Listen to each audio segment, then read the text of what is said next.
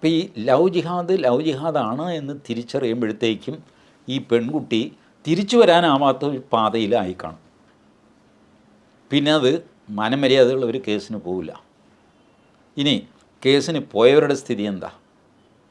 വൈക്കത്തുകാരൻ ഒരച്ഛൻ കേസുമായിട്ട് മുന്നോട്ട് പോയി.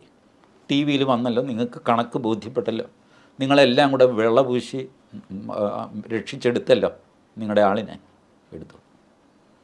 തിരുവനന്തപുരത്തെ ഒരമ്മ ചാനൽ മുഴുവൻ തേങ്ങിക്കരഞ്ഞുകൊണ്ടിരുന്നല്ലോ. ഇതൊക്കെ നമ്മുടെ കൺമുമ്പിൽ നടന്നതല്ലേ. ഇനി തെളിവ് കൊണ്ടുപോകാം. ഇതിൽ കൂടുതൽ എന്താ തെളിവ് വേണ്ടേ? ഈ ഒരു പറ അരി ഇട്ട് വെച്ചാലും 2 എടുത്ത് ഞെരടി നോക്കിയാൽ പോരെ വെന്തോ ഇല്ലയെന്നറിയാൻ.